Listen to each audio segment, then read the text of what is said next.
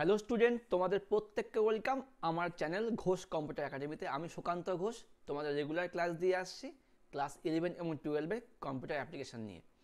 তো তোমরা জানো আমাদের টেস্ট পেপার সলভের ক্লাসগুলো চলছে, একটু দেরি হয়ে গেল, তবে ক্লাসগুলো ঠিকঠাকই হয়তো দিচ্ছি আমি। আর আর তিনটা ক্লাস তোমাদের দেবো আমি, আজকের ক্লাসটা আর দুটো ক্লাস। তো আজকের ক্লাসে আমরা শুরু করবো হচ্ছে, তোমরা দেখতে পাচ্ছ এমএস অ্যাক্সেস, তোমার লাস্ট চ্যাপ্টার। এবিটিএ থেকে আমরা এখান থেকে এবিটিএ, ডাব্লিউবিটিএ, ডাব্লিউবিসিএইচএসএ এবং বিবিকুঞ্জ থেকে আমরা কিন্তু এখান থেকে এমসিকিউ কোশ্চেনগুলো সলভ করব। আশা করি তোমরা প্রত্যেকে মন দিয়ে ক্লাসটা দেখো, খুব ভালো মতো বুঝতে পারবে। আর স্কিপ করবে না, স্কিপ করলে কিন্তু অনেকটাই তোমাদের শেখা হবে না। তো একটু মন দিয়ে ক্লাসগুলো দেখো। তো প্রথমে আমাদের দেখে নিতে হবে, তো আমাদের কিন্তু এখান থেকে মানে কত মার্কসের কোশ্চেন আসতে পারে। প্রথমে তোমার দেখে নাও, আমি দেখাচ্ছি তোমাদেরকে। আমাদের কিন্তু এমএস অ্যাক্সেস থেকে দেখো, দেখতে পাচ্ছ দুটো থাকবে এমসিকিউ, একটা থাকবে এসএকিউ এবং সাথে থাকবে বড় প্রশ্ন। ঠিক আছে, তো আজকে আমরা এই দুটো এমসিকিউ নিয়ে সলভ করবো। তো মন দিয়ে ক্লাসের সঙ্গে থাকো, আর অবশ্যই একটা করে লাইক কমেন্ট করে দিও। নতুনদের বলবো সে সাবস্ক্রাইব করো, আর নতুন নতুন বন্ধুদের কাছে শেয়ার করো। আচ্ছা দেখো, প্রথম প্রশ্ন এবিটিএ থেকে, এমএস অ্যাক্সেসে স্টুডেন্ট নামক ডেটাবেস টেবিলে নিচে কোন অ্যাট্রিবিউটটি প্রাইমারি কির জন্য সুবিধাজনক? অবশ্যই স্টুডেন্ট আইডি। আইডিটাই কিন্তু একমাত্র ইউনিক হয়। প্রাইমারি কি আমরা সেই কলামকেই করব যেটার মান হবে ইউনিক, মানে রিপিট হবে না। ঠিক আছে, 2 নম্বর প্রশ্ন, নিচে কোনটি এমএস অ্যাক্সেসে একটি ভ্যালিড ডেটা টাইপ? অবশ্যই কারেন্সি।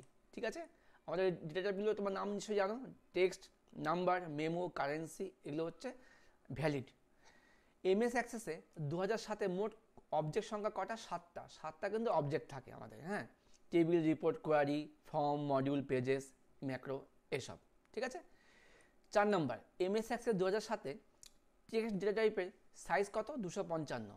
তো স্টুডেন্ট, যারা তোমার ক্লাসগুলো যদি বুঝতে না পারো অ্যাক্সেস সম্বন্ধে, তাদেরকে প্রত্যেককে অবশ্যই বলবো তোমাকে অবশ্যই চ্যানেলের প্লে লিস্টে চলে যাবে। প্লে লিস্টে গিয়ে দেখবে তোমরা দেখবে এখানে এমএস অ্যাক্সেসের একটা ফুল ক্লাসের ভিডিও দেওয়া আছে। তোমার দেখিয়ে দিচ্ছি, মাইক্রোসফট অ্যাক্সেস 2007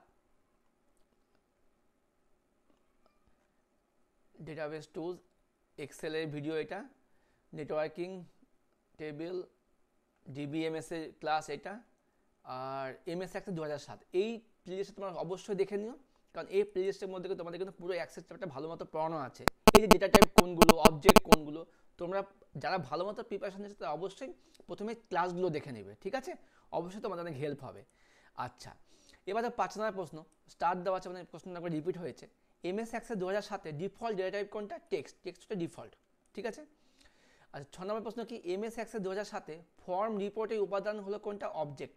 আমরা অবজেক্ট দিয়ে কিন্তু ফর্ম রিপোর্ট তৈরি করতে পারি। অবজেক্ট মানে কি? Table, report, query, pages.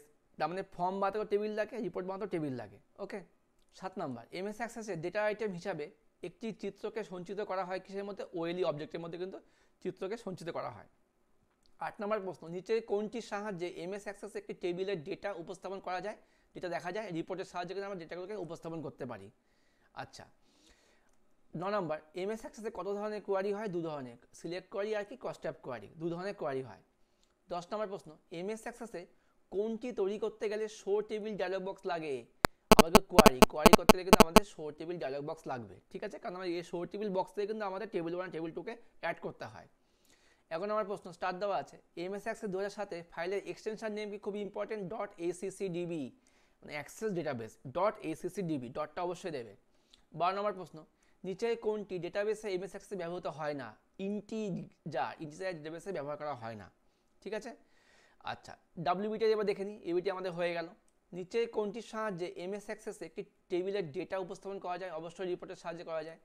2 নম্বর প্রশ্ন, এমএস অ্যাক্সেস 2007-এ রিলেশনশিপ অপশানটি থাকে কোন ট্যাবে? ডেটাবেস টুলসে থাকে হচ্ছে রিলেশনশিপস। ঠিক আছে। 3 নম্বর প্রশ্ন, এমএস অ্যাক্সেসে কটি টেক্সট ফিল্ডের একটি টেক্সট ফিল্ডের সর্বাধিক লেন্থ কত হয়? 255 সাইজগুলো। ঠিক আছে। 4 নম্বর প্রশ্ন, এমএস অ্যাক্সেস 2007-এ কতগুলি বাই ডিফল্ট রিবন থাকে? 5টা রিবন থাকে এমএস অ্যাক্সেস 2007-এ বাই ডিফল্ট। ঠিক আছে। আচ্ছা, এমএস অ্যাক্সেস 2007-এ রিবনের সংখ্যা কয়টা? 5টা। একই প্রশ্ন দুবার। এবার দেখেন 6 নম্বর প্রশ্ন, এমএস অ্যাক্সেসে কোনো ব্যক্তির স্যালারি বোঝাতে গেলে কোন ডেটার প্রয়োজন হয়? কারেন্সি দিয়েও আমরা বোঝাতে পারি বা নাম্বার দিয়েও আমরা বোঝাতে পারি। ঠিক আছে, যে কোনো একটা তোমরা দিতে পারো, হ্যাঁ। আচ্ছা, এবার দেখে নাও, এমএস অ্যাক্সেসে রিপোর্ট হলো একটি কি? অবজেক্ট। রিপোর্ট এক ধরনের অবজেক্ট। ওকে। এবার দেখো আমরা WBHA থেকে কী কী প্রশ্ন এসছে। খুব কম প্রশ্ন তোমাদের এগুলোর মধ্যে আছে, কারণ কি তোমার দেখে নিলে এখান থেকে কিন্তু একটা করে সরি দুটো করে MCQ থাকবে, ঠিক আছে, সেই হিসাবে প্রশ্নগুলো হচ্ছে। হ্যাঁ, এমএস অ্যাক্সেসে একটি এমএস অ্যাক্সেস কি একটা ডেটাবেস, অবশ্যই ডেটাবেস। 2 নম্বর প্রশ্ন, এমএস অ্যাক্সেসে 2007 রিলেশনশিপ অপশনটি থাকে কোথায়? ডেটাবেস টুলসে থাকে রিলেশনশিপ অপশনগুলো, ঠিক আছে। 3 নম্বর প্রশ্ন, এমএস অ্যাক্সেসে নিচে কোন ডেটা টাইপে ছবি ডকুমেন্ট স্টোর করতে সাহায্য করে? ওএলই অবজেক্ট। ওএলই অবজেক্ট কিন্তু আমরা ছবি ডকুমেন্ট এইসব কিছু স্টোর করতে পারি। 4 নম্বর প্রশ্ন, নিচে কোনটির সাহায্যে এমএস অ্যাক্সেস একটি টেবিলের ডেটা উপস্থাপন করা যায়? রিপোর্টের সাহায্যে কিন্তু ডেটা উপস্থাপন করা যায়। 5 নাম্বার, এমএস অ্যাক্সেসে 8 বাইট জায়গা লাগে কোন ডেটা টাইপের জন্য? ডেটা অ্যান্ড টাইমের জন্য 8 বাইট জায়গা লাগে, আর লাগে কারেন্সির জন্য কিন্তু 8 বাইট জায়গা লাগে, ঠিক আছে।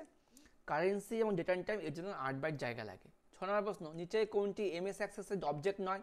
দেখো, প্রথমে আমরা জানতে হবে কোনগুলো অবজেক্ট। অবজেক্ট হচ্ছে আমাদের নিচে দেওয়া আছে, দেখো এটা table, form, report, query, pages, macros, module. এই হলো 1 2 3 4 5 6 7টা হচ্ছে অবজেক্ট আছে আমাদের।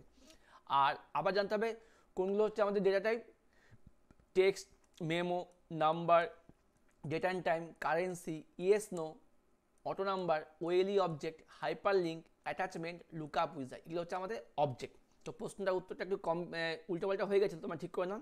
এগুলো হচ্ছে ভ্যালিড অবজেক্ট, এগুলো হচ্ছে ভ্যালিড ডেটা টাইপ, ঠিক আছে। এগুলো বাদে যেগুলো হবে ওটা হয় অবজেক্ট হবে না, হয় ডেটা টাইপ হবে না।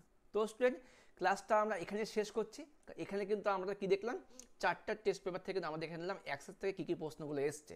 আর তোমাদের অবশ্যই বলবো, তোমরা যদি এই প্লেলিস্টটা ফলো করে দেখবে, প্লেলিস্টের শেষের দিকে কিন্তু আমাদের অ্যাক্সেস থেকে বিভিন্ন প্রশ্নগুলো আমরা সলভ করেছিলাম, এক্সারসাইজের প্রশ্নগুলো।